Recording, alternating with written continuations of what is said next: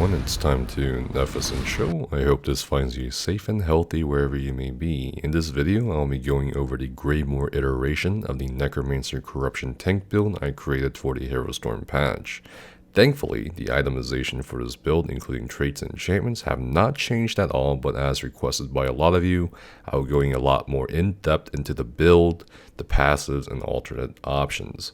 And yes, for those of you wondering, the build will be in written form, just like everything else, on the upcoming ESO University website. If you guys enjoyed my tank builds for Hero Storm and want to be kept up to date on them every patch, including Greymoor, definitely subscribe to the channel. I will always appreciate you doing so. The focus of the Corruption Necromancer PvE tank build is for it to be used for all 4 main content, including Dragonstar Arena and Black Rose Prison, while keeping up both debuffs and buffs passively for your groups to both increase group DPS and safeguard players, particularly players who may not be as experienced in avoiding damage. While you can tank on any race with this build, I do recommend Nord, Argonian, Imperial, or Breton. In the Hero Storm video, I showcased it using an Imperial, and in this Greymoor iteration, I'll still showcase it using an Imperial to show its maximum potential. I'll be showing you guys the character sheet first. We'll be going over race, Mundus, and stats. First and foremost, we'll go over race and see why we picked Imperial. And this will tie in with why the Necromancer is investing so much into health for this build. For the first passive, Tough, increase your max health by 2,000. This is going to basically make Imperial the only race that has the highest amount of health out of all the races, out of all the playable races in ESO. It's higher than Nord, and this is going to again tie into why we invest so much into health as a Necromancer tank. Imperial Metal, the 2,000 max stamina is also pretty not bad at all. Free max stamina is really great for a tanking race. And Red Diamond, the reduction of all abilities, or rather all ability costs, by 3%.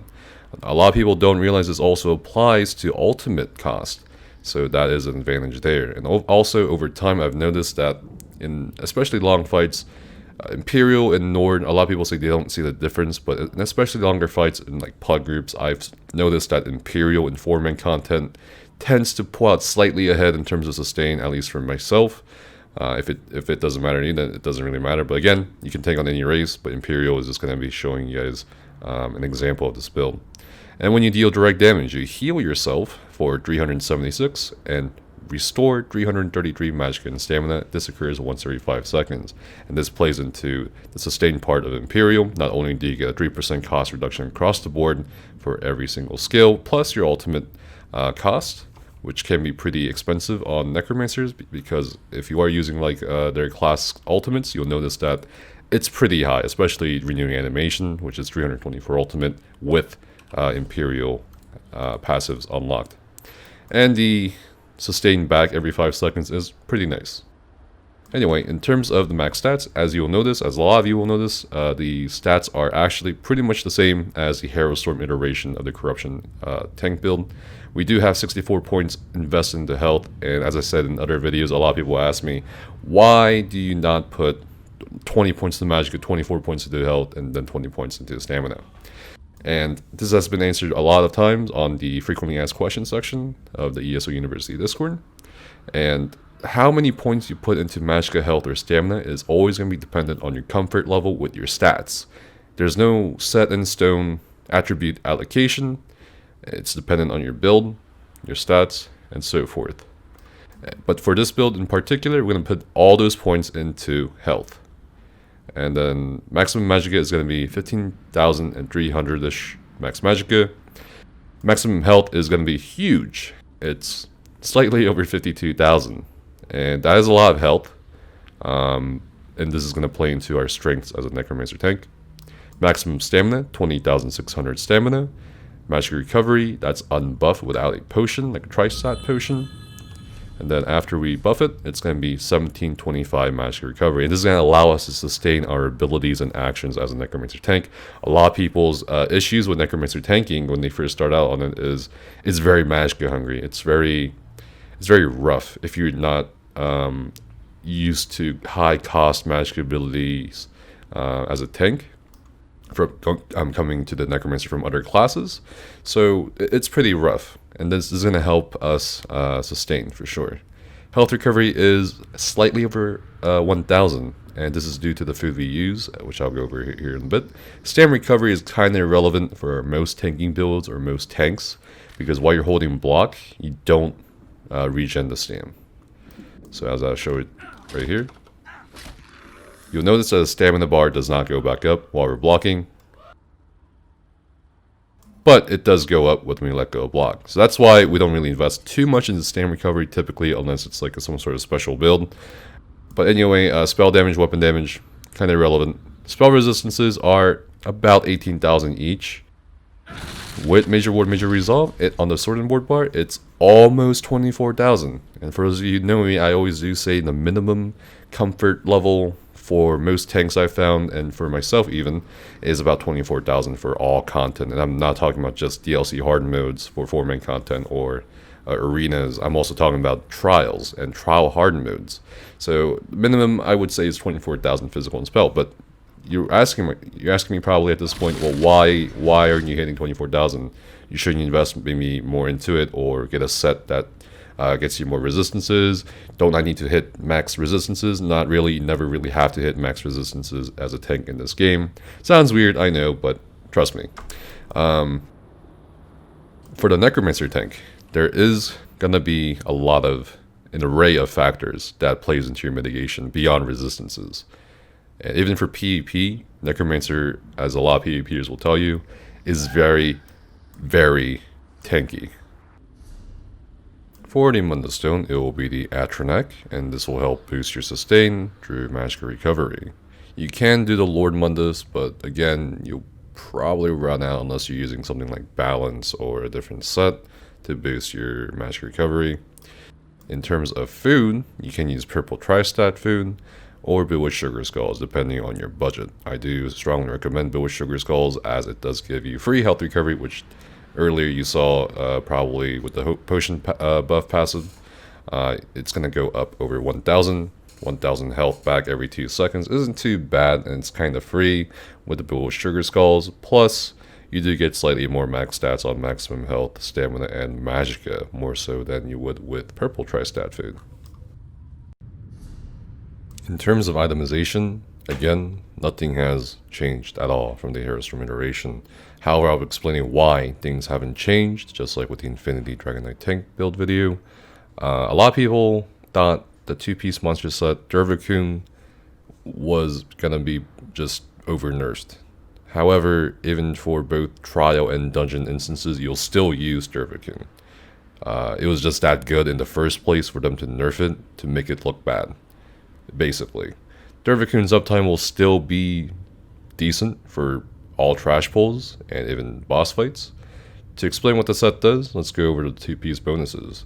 For the first piece bonus, it adds max health, which is terrific as a Necromancer tank, as we'll again discuss. The 2-piece bonus is when you take damage from a nearby enemy, you summon a growing pool of desecrated bile for 8 seconds.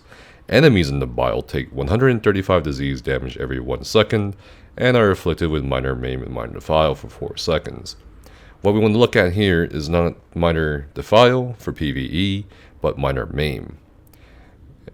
It reduces their damage done by 15%, and that's pretty much it. This effect can occur once every 16 seconds. Before, it was pretty much off cooldown.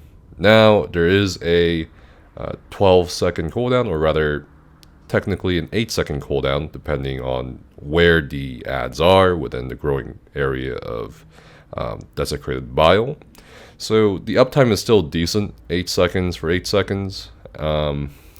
So it's not really going anywhere, even in trial instances. So we're still going to keep this. However, other alternative monster sets we can look at are going to be Chokedorn, Earthgore, Ancient Guardian, Lord Warden Dusk, Malabeth, Sentinel, Stonekeeper, Swarm, and Symphony, Tremor, and Troll. These are all going to be situational depending on the content or fight.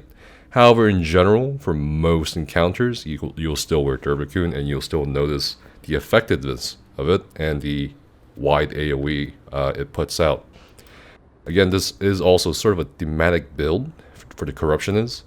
We do have Dervakun's AoE, and for the next 5-piece set, we also have another AoE, and for the secondary 5-piece set, we also have, well, another influence, or influential AoE. So this aura build is still going to be pretty good for Greymoor. And in terms of traits for the head and shoulders and weight, we're going to have medium mask and light shoulder. And the rest of the body pieces are going to be heavy, and this plays into the Undaunted passives you can get from doing pledges, dungeon achievements, and so forth. And it'll play into the Undaunted Metal passive, increases your max health, stamina, and magic hit by 2% per type of armor. And right now we're getting 6% more max stats, which again contributes to our maximum health pool. For the first primary 5-piece set, this is going to be Brands of Imperium. And as you can see, the 2-piece, 3-piece bonus adds more max health. All about that max health, baby. And on the 5th piece bonus, while the 4% healing taken is nice, it's not too critical. The 5th piece bonus says when you take damage, you have a 10% chance to grant you and your allies within 8 meters a damage shield that absorbs 12,000 damage for 6 seconds. This effect can occur once every 15 seconds. So pretty much, these two sets are already synchronized, almost synchronized in terms of timing, as ads are getting minor maimed and not doing as much damage to your group or to yourself, including bosses, as minor maim does affect bosses. You're also giving yourself and your group a 12,000 damage shield. And this is pretty great because shields now do scale off of individual resistances. So let's say if I have 18,000 or 20,000 resistances as a DPS, the shield is affected by that resistance. And that means, unlike before, where it was just like a flat value damage taken, now shields do take into account your resistances, which make them hardier. And a lot of you may be worried too about, oh, it says 8 meters. Isn't that too short of a distance? I mean, my DPS and my pug groups are running around all the time. Will they even get this Imperium shield? Yeah. Pretty much. I mean, a lot of boss fights and a lot of trash fights are stationary, and your DPS tend to come in within range of you most of the time anyway for a lot of fights. And just to show you guys the 8-meter radius, this graveyard, it has a 6-meter radius, which means, stepping over here, that is roughly the Brands of Imperium radius. That's pretty not bad at all in terms of distance. And the DPS I've run with on this build, they have said, oh, it's pretty noticeable, especially if they're running things like Ice Heart or other survival skills. They said that the shield is very, very noticeable and has helped them out of otherwise very dangerous situations. So the shield is noticeable, the minor maim is very noticeable, and that's pretty much the half of the build so far for the Corruption and Tank build. For the secondary 5-piece set, we'll talk about the traits and enchantments here first. You'll notice that on the monster mask and shoulder, we have Infused and Sturdy. Infused on the large pieces because they do give more value. It gives us 20% more value on the larger pieces. So mask, chest, and legs, we're going to have infused traits. And for all the enchantments on every body piece, we're going to have maximum health just to push that health stat even further. This won't give us any issues with Stam Sustain or Magic Sustain, as you'll see later on. So basically we have 3 Infused and 4 Sturdy. And the 4 Sturdy is going to contribute to our block cost reduction, which is going to help our Stamina and Sustain. For the secondary 5-piece set, we do have Defiled Dragon, or Dragon's Defilement. In addition to giving us a nice max health bonus, it gives us 2 lines of maximum stamina bonuses, and this is really great. And you'll notice that compared to even Dragon Knight tanks that have 64 points to health, we do have like 2,000 more stamina than they do. And that's going to help us with our Stam Sustain. However, the 5th piece bonus is again what we want to look at. When you take damage, and it's like every set so far is like when you take damage, when you take damage, when you take damage from a melee attack, which is the whole purpose of a tank, taking damage, so you can help your group. Gain a corrupting aura for 5 seconds that applies minor fracture and minor breach to all enemies near you, lowering their physical and spell resistance by 1320. This effect can occur once every 5 seconds. So this has not been nerfed yet, knock on wood, but it's a really powerful set for trash fights, and a lot of dungeons are trash fights. And the minor breach and minor fracture will apply to anything in the corrupting aura around you.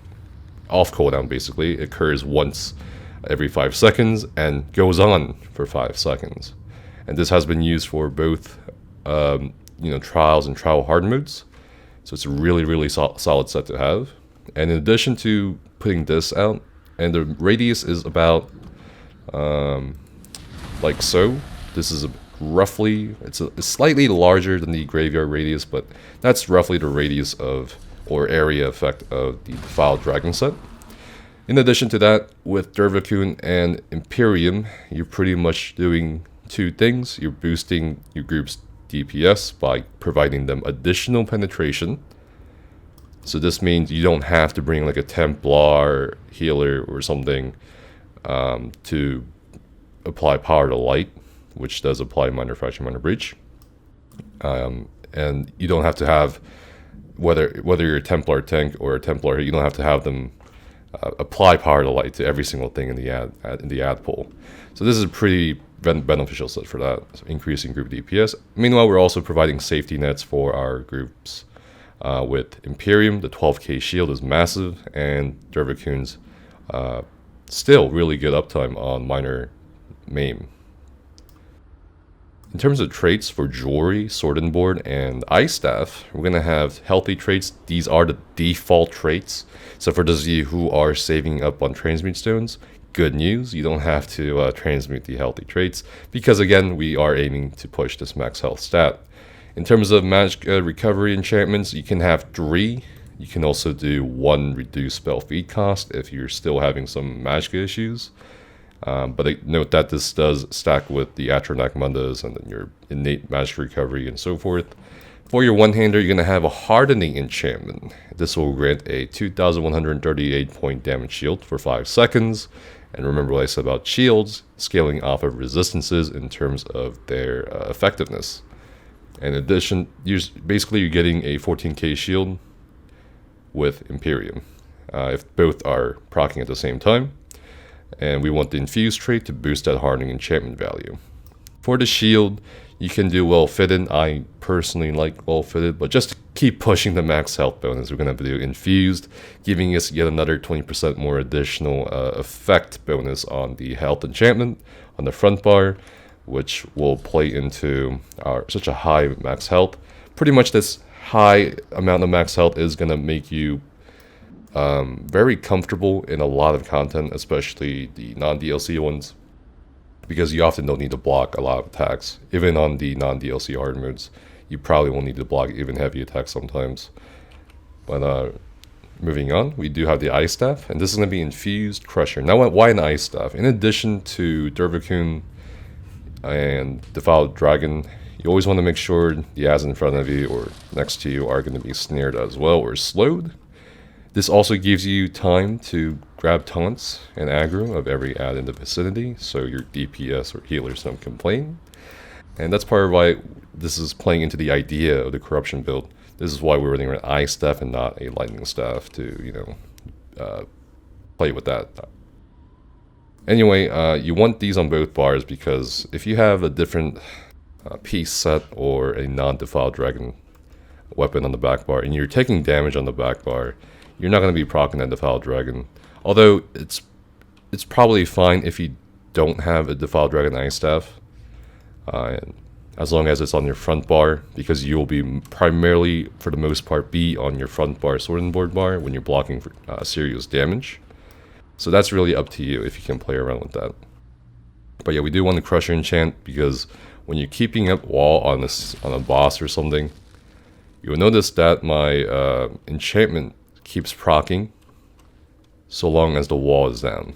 It's a really easy way for all tanks in this game to keep up the Crusher enchantment on the back bar. And you do want it infused because not only does it reduce the enchantment cooldown by half, but it also increases the weapon enchantment effectiveness by 30%. So 2108 infuse is often a standard debuff a lot of tanks do use in endgame. So this is what we're going to be using for the corruption tank build as well. For alternative sets, if you don't have access to Imperium or Defiled Dragon or whatever, or you want me to show you guys what alternative sets you could consider, a lot of people say Banies could be a good one. I saw a couple comments in the last YouTube video saying Banies, but honestly, I don't think it's really going to be needed, especially in 4-man content. Maybe Black Rose Prison, but other than that, I don't really see it being a huge use.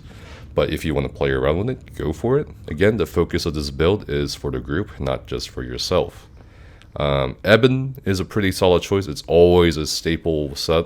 I mean, no matter what level of group you're going with, whether it's a beginner group, a progression group, or a group with friends or other experienced players, Ebon is always solid.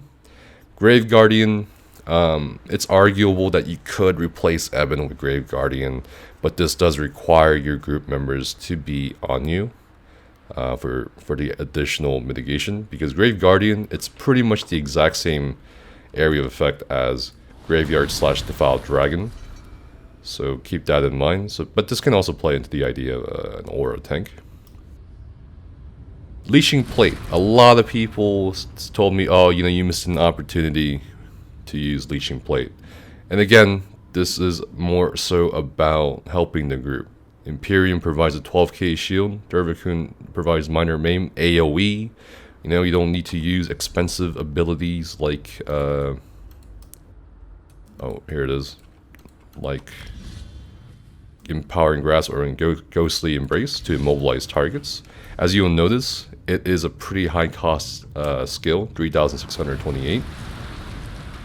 So while you're keeping up other abilities like Wall and healing yourself with, Scythe or Boneyard and trying to keep this down on mobs, it's gonna be a huge max sustain issue, which is another reason why we have Dervikun.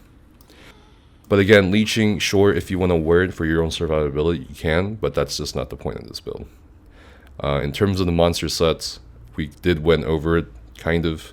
Chokedorn can be a strong option to have, especially if you don't have a healer in the group, in your 4-man group. Earthgore is actually much nicer than last patch in a way, because it's on a shorter cooldown. So it's still good, even though a lot of people say it was nerfed. I mean, the burst potential was nerfed, but the fact that it's a shorter cooldown will make it very, very, very viable and effective for both PvE and PvP. Engine Guardian. Now, Engine Guardian did get a nerf to Magicka and Stamina. However, you'll notice that the health ticks got buffed. On this character's tooltip, it says 2,200 health to you every half second for 6 seconds. If that health procs, that's insane. Pretty much you can go ham.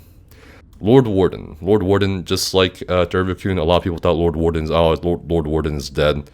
The 2-piece bonus, they over nerfed it, but just like Dervikun, it's still strong. It will still be used for a lot of situations in both dungeons and arenas and trials.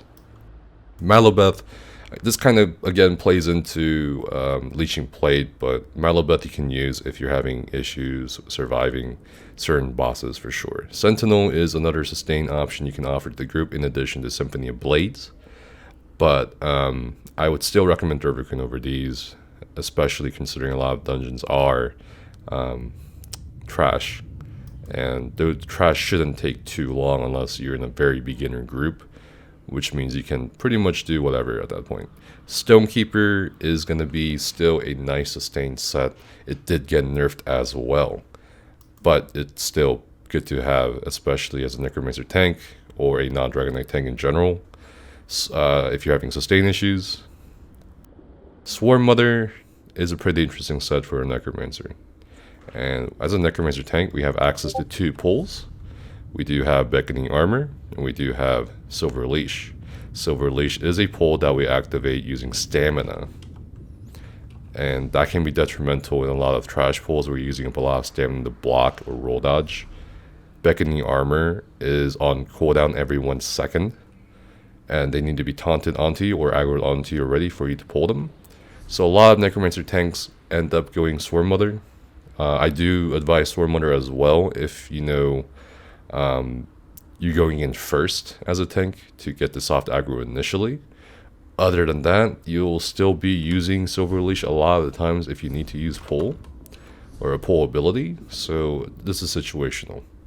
Tremor Scale did get a buff this patch for stamina DPS compositions, but this is also going to be situational depending on whether you have 3 stamina DPS in the group or not, or 2 stamina DPS in the group for 4-man content. Troll King is also situational. Again, in comparison to Dervikun, I would still probably run this over Troll King on the Necromancer. You'll have plenty of healing, you have plenty of health. While it does help your group members, you don't really have too much healing to affect your group members and thus proc Troll King on them as a Necromancer tank, unless you run like Echoing Vigor. But yeah, that's pretty much it. Anyway, moving on to the skills. Now, the front bar will look something like this. I'll explain skill by skill. Unnerving Boneyard is pretty OP.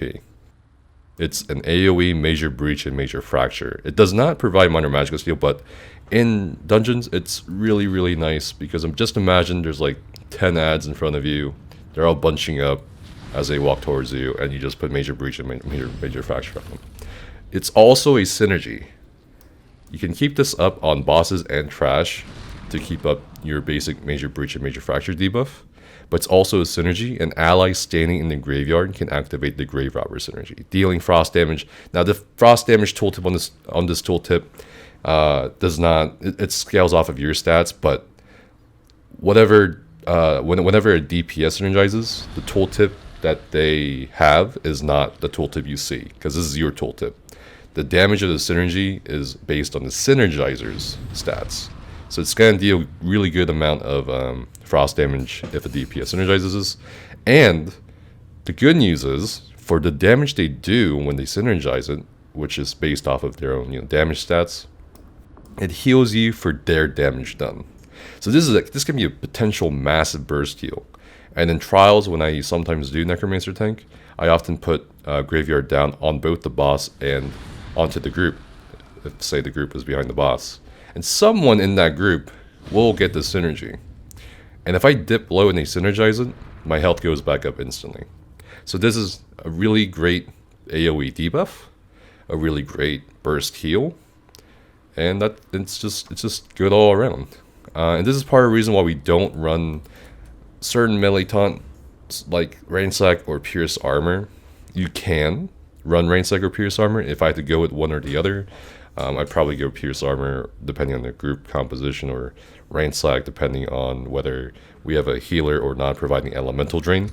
But you can use a melee taunt, but you don't really need to because there is AoE, Major Breach, and Major Fracture. And you can keep this up with the magic recovery we've set up on a lot of dungeon boss fights, whether it's DLC Hardmans or not. That's why we have the Inner Rage, which is the ranged magic-based taunt. And we don't want the stamina morph because we do already consume a lot of stamina doing Silver Leash. So that's what I would recommend. And for the front bar, third skill, we have Bitter Harvest. A lot of people said, oh, you don't need a major protection. But there is a reason why ZeniMax nerfed the Black Rose dual wield when they granted 3 seconds of major protection. So imagine not just the minimum of 2 seconds of major protection you get from this tooltip. It says it grants you 2 ultimate and heals you for X amount of health every 1 second for 2 seconds. While you have the heal effect, you gain major protection. And this can go up. It doesn't have to be 1 or 2 seconds. It can be like 4 seconds, 6 seconds of major protection. And that's pretty OP. And this ability scales off of your max health. So here, this is the first sign where, okay, wow, building into health as a Necromancer tank is really beneficial. And while you slot this skill on your sword and board bar and you're blocking, your damage taken is reduced by 3%. Remember what I said earlier about the resistances of a Necromancer? Once it's around this area, you can pretty much consider it at being 24,000 or more, actually, because of the mitigation calculations. So while you have this ability slotted, you get 3% mitigation regardless of whether you're blocking or not. Now, however, the other morph is Necrotic Potency, which basically generates more ultimate per corpse. So this is kind of preference. However, as a Necromancer tank, I found Death of Pain to be pretty clutch, pretty useful, more useful than the other one. If you want to go with the other one, feel free to, because that will help with your ultimate generation for really high cost abilities like Warhorn, Renewing Animation, and Ravenous Goliath. So that's really up to you, but this is just my preference. And you'll see what I do with these two skills that will make this even more effective. Heroic Slash. Now, Heroic Slash is going to be pretty much a minor maim on single target, and this will, pretty much compensate for the downtime on Durvacune on elite ads or bosses. Not only do you inflict minor maim upon targets, but you also gain minor heroism, which grants you 1 ultimate every 1.5 seconds for 12 seconds, which contributes you to getting your next ultimate really fast. Hungry Scythe. This is a Magicka morph of Scythe. You want the Magicka morph, not the stamina morph, because you need stamina to roll, dodge, block, and so forth as a tank. The Magicka morph is really insane. Because you're also getting magic recovery while you're using Magicka abilities. And the magic recovery still keeps going regardless of whether you're blocking or not, as you can see. Compared to when we showed you guys, oh, your stand bar doesn't go up when you're blocking. This is a really great self-heal for Necromancer tanks. I mean, it's an insane amount of healing depending on how many targets you hit. Even if you hit 1 target, it's a lot of healing. After dealing damage, you heal for X amount of health every 1 second, over 5 seconds, but the initial heal is 7,800 for the first enemy hit, and an additional 2,600. So this is really insane when there's at least 3 or more things, and there's always 3 or more things in a dungeon. And again, note the last sentence of the tooltip. The healing of this ability scales off of your max health. Not your max Magicka, not how much spell damage you have, not your max stamina or weapon damage or whatever stat, your max health. Now you can start to see, hopefully by this point in the video, why we're investing so much into health in this build. Now Ravenous Goliath is like the ultimate self-defense, ultimate for self-defense in this game as a Necromancer tank, or even honestly any other tank class. I mean, it gives you 30,000 more max health. That's almost 90,000 health if we activate it. While transformed, our light attacks restore X amount of health, and your fully charged heavy attacks restore more health, basically free healing. You deal X amount of magic damage to nearby enemies every second and heal for that amount. And these abilities scale off of your max health. When you have this Ravenous Goliath active, you're unkillable. You're literally unkillable. Unless it's a white mechanic intended to kill every single person in the room, you will not die. And that's pretty much it in terms of the front bar. I mean, you can also consider a couple other skills, but these alternative skills will often end up in the back bar. I'll show you in a bit.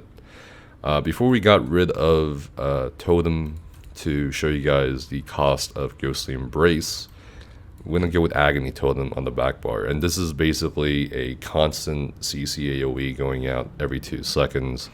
After 2 seconds, the totem begins fearing nearby enemies every 2 seconds, causing them to cower in place for 4 seconds. This is a really effective way to crowd control incoming ads, especially melee ads. As you can see from the pulsing every 2 seconds, that's when it CCs enemies.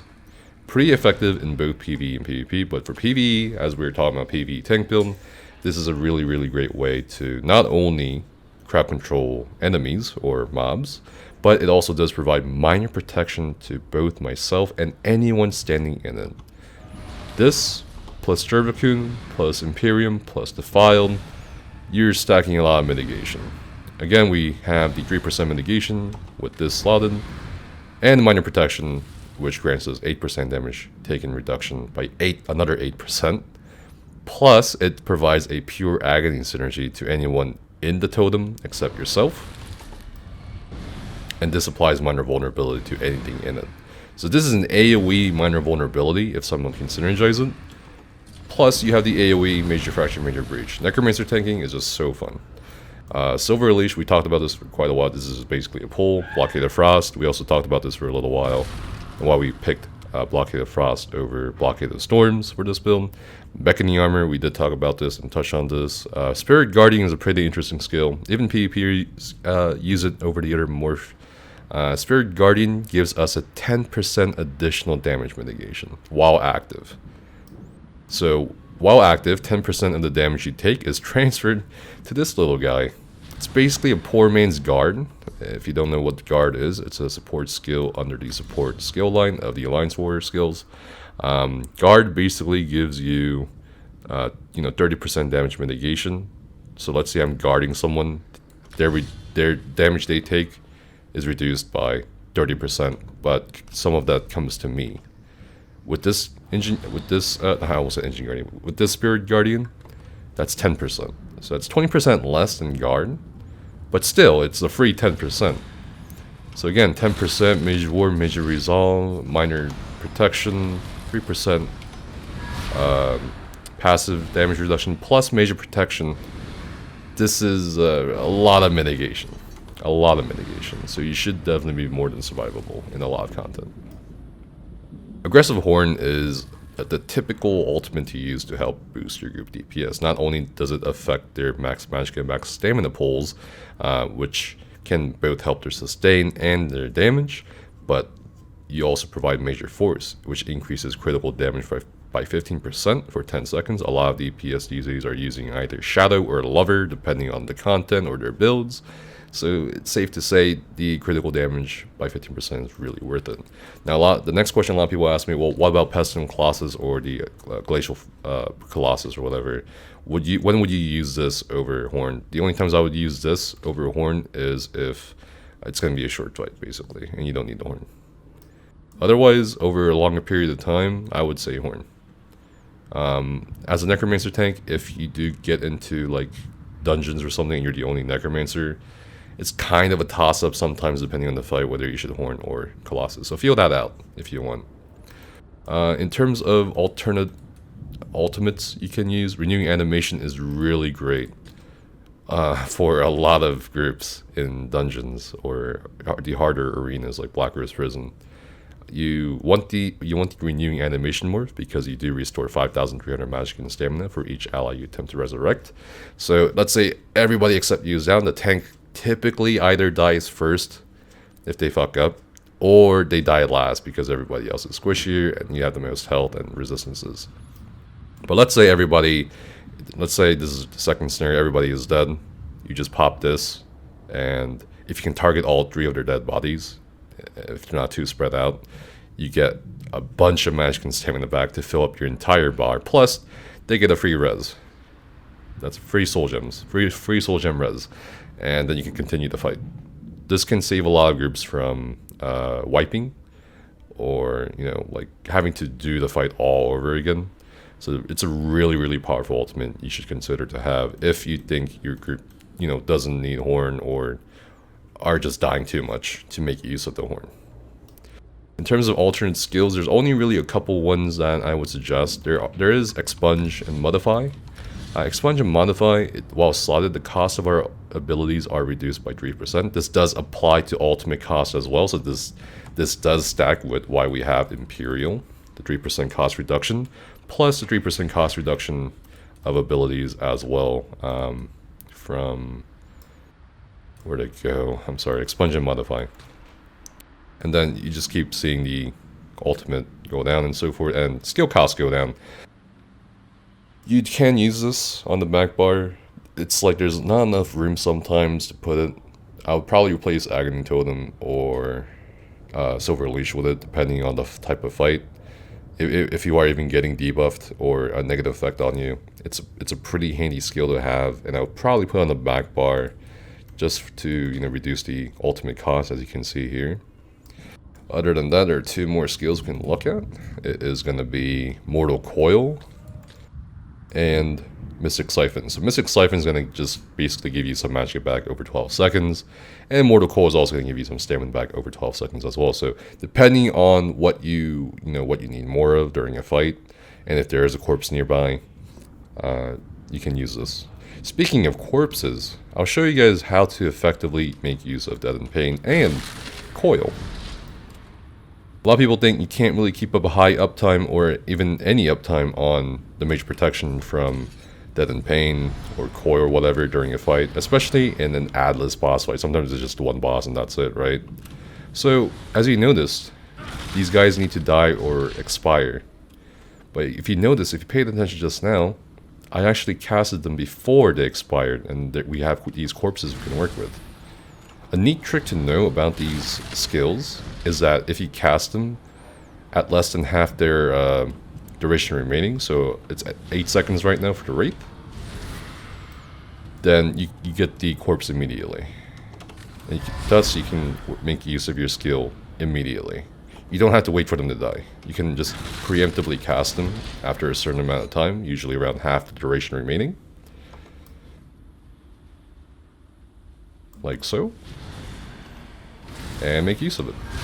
It's a pretty handy way to make use of these skills, for sure. But other than that, that's pretty much it for skills. Passives. Now there are some passives you should definitely make use of. Reusable parts is going to be really nice for your sustain. When your Blastbone, Skeletal Mage, or Spirit Mender dies, the cost of our next Blastbone, Skeletal Mage, or Spirit Mender is reduced by 50%. So my initial cost for this is that.